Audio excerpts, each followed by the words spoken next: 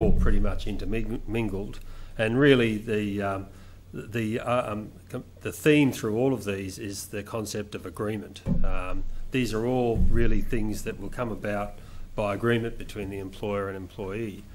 Now, the nature of these things really will depend on the type of employment relationship that you have or that you're dealing with, whether they're covered by, employees are covered by awards or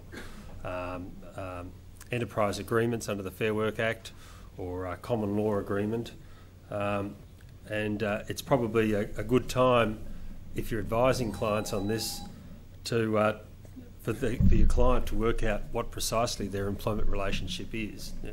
By and large, the vast majority of people you'll be dealing with would be not covered by an enterprise agreement. There are lots of enterprise agreements, but they're pretty much confined to the public sector and the larger employers. The vast majority of smaller employers, I'd suggest, wouldn't be aware of which modern awards applied to their employees, or as David probably sees, and I certainly see, we see agreements drafted in the last 6 months which refer to awards which haven't applied since the 1st of January 2010, and seem to have forgotten that the Fair Work Act, in some cases seem to have forgotten the work choices came into existence. So it might be time for a bit of a house clean through your clients' employment arrangements when you come to advise on these sorts of things. So starting at the basic level, if your employees are covered by an award, all awards now include an award flexibility clause, and the flexibility clauses are pretty much in the same terms, but there are differences. So you can't make the assumption that every award will have the same clause, because it depends on how hard it was argued when the modern award was made. But these award flexibility clauses would be the perfect vehicle to enter into agreements with individual employees or groups of employees to deal with the immediate consequences. For example, if you can only get power on 3 days of the week, then you could make an arrangement to pretty much work the full shift or the full weekly hours on those 3 particular days. You could also agree on working on the weekends, perhaps to pick up some work without incurring overtime. All sorts of things can be done under these clauses by agreement, is the key word.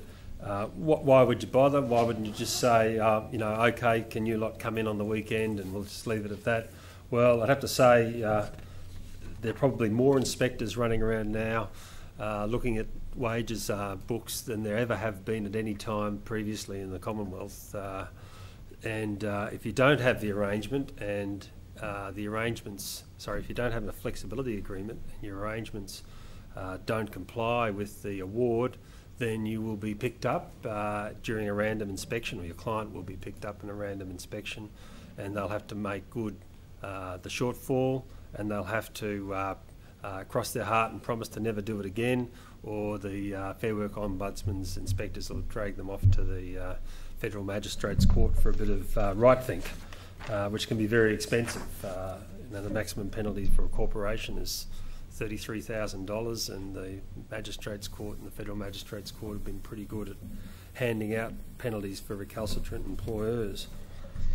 The next level of arrangement is for those who have certified agreement, or an enterprise agreement as they're called now, and all of these agreements must have a flexibility clause, but the reach of the flexibility clause can be limited by the parties. So there's a model flexibility clause which says basically you can have flexibility on anything, and then right down to very narrow flexibility clauses. The process for utilising the flexibility clause is quite methodical, and must be set out in the agreement, and it might be a time for you to talk to your client about actually making an enterprise agreement if they don't have one, so that they can access that flexibility, or alternatively just simply build the flexibility into their agreement. The next broad heading of leave is to cover off on what sort of leave can people access by agreement, and also what circumstances can the employer used to direct an employee to proceed on leave where there's no useful work, as David's talked about with stand down. It makes sense in some respect, if there's no useful work, to say to employees, well look, if you've got leave, why don't you take it? Employers may be faced with the sort of curious situation where employees have a lot of leave but simply don't want to take it. They'd rather stay home and hold their accrual, perhaps because they can see the business might go belly up down the track and they'd rather get paid out all their leave on the redundancy. In terms of the leave available, in Queensland generally the long service leave arrangements are found under the Industrial Relations Act, the Queensland Industrial Relations Act. There are different arrangements around the place, but by and large that will be the source. And generally speaking, leave there must be taken by agreement. There's some capacity to direct an employee to take leave, but you've got to give 3 months' notice, so it doesn't really fit the bill for short-term measures. Annual leave is slightly more complex. Annual leave is now a national employment standard, so there's a statutory regime in place for it, although that statutory regime may be altered by awards and enterprise agreements, but not to the point where the entitlements reduced or the entitlements in relation to the taking of the leave are reduced. Now this is an area of confusion that where there is some confusion because the current legislation, the Fair Work Act, is significantly different from the work choices legislation. The work choices legislation gave the employer the capacity to direct people to take leave when they had an accrual exceeding a certain trigger point. That's not the case under the Fair Work Act. Generally speaking, award employees can't be directed to take leave. They can only be they only take leave by agreement, and that's it. Award-free employees, however, may be required to take leave, but only if the requirement's reasonable. So it's not entirely clear, but so if you have award-free employees, you can certainly say, well, I think you should take some leave because we can't operate in the short term. Personal and carers leave, that's the what we used to call sick leave in the olden days. It's to cover off for personal injury or illness, and also for the need to care for persons in the employee's immediate family or household. Immediate family is defined. I won't go through it, but basically husbands, brothers, sisters, sons, daughters, uncles, aunts, I think might be in there. Grandparents are certainly in there. Or the employee's household. And the household has been variously interpreted, but certainly would include a flatmate, perhaps. So if a flatmate was in need of some care as arising out of the flood, that would trigger potentially carers leave. It used to be interpreted to cover same-sex partners, but they're now picked up under the concept of de facto in the immediate family type definition. The notice requirements for personal and carers leave are as soon as practicable, and the evidence necessary must be evidence that would satisfy a reasonable person. So I don't think there's anything particularly difficult there.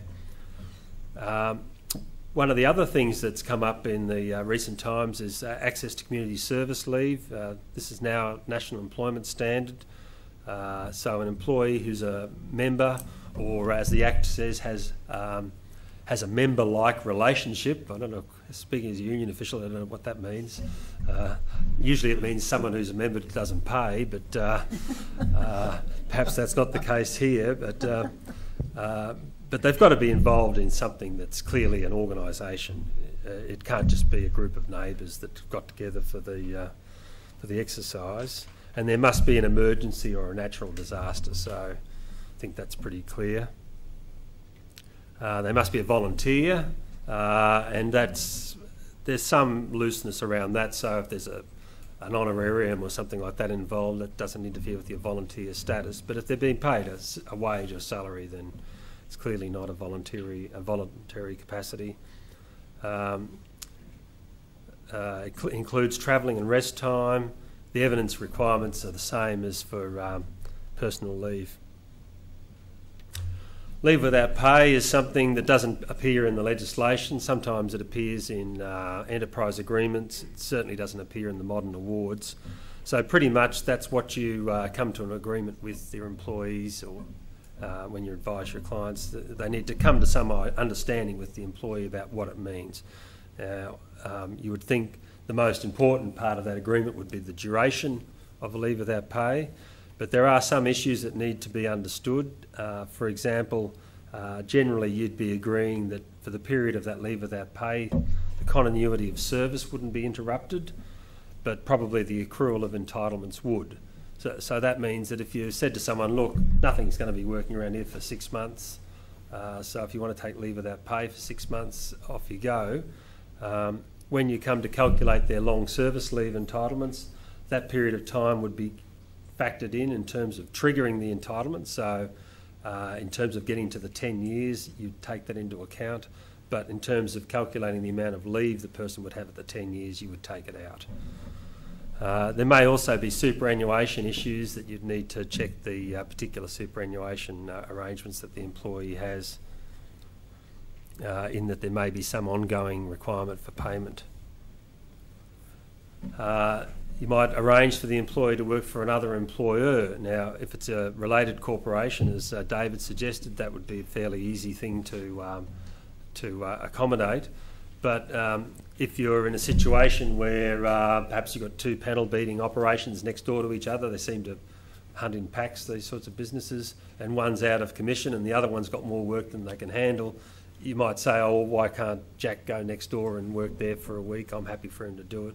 And the other employer's happy for him to do it as well. It raises all sorts of issues which would need to be, not insurmountable issues, but issues which would need to be taken into account. Firstly, the employee has to agree. You can't just tell employees to wander off. I think it's called the Abolition of the Serfs Act 1415 or something like that.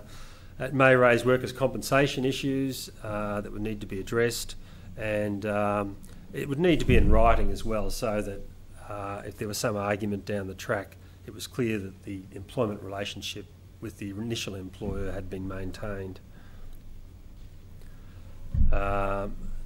Volunteering, I saw a lot of this, and one particular one worried me, where a young man was working with some implement which now escapes me, the nature of it which now escapes me, but something happened and it exploded, and petrol caused severe burns to his legs, I think 3rd-degree burns to his legs. And it seemed to me he was a volunteer in that circumstance, so he'd have no redress through his employment arrangements. So you think about, if you remember at the height of the floods, you'd see the crew from Windscreens O'Brien cleaning out a house somewhere. Now, in those circumstances, it seems to me that those people were still working for Windscreens O'Brien, and if they'd hurt themselves like that person did, then they would have a claim. Not speaking as a workers' compensation lawyer, I must hasten to add, but it seems to me they would have a claim, as opposed to if Windscreens O'Brien had said to its staff, look, there's no work for you to do today or tomorrow or whatever, so don't come in, but feel free to go out and work as a volunteer. Now, in that circumstance, it seems to me more than likely that the employee wouldn't be in the employment arrangement and therefore wouldn't have redress in the event of injury. So from your client's point of view, if they want to encourage their employees to volunteer, or if they want to send their employees out as volunteers, that's something that needs to be understood and probably needs to be recorded in a memo or something, so that there's some clarity in the event that there is some unforeseen tragedy. Working from home, I know I was about to embark on a fairly major unfair dismissal, and Clayton Oots disappeared. Nowhere to be seen or heard from.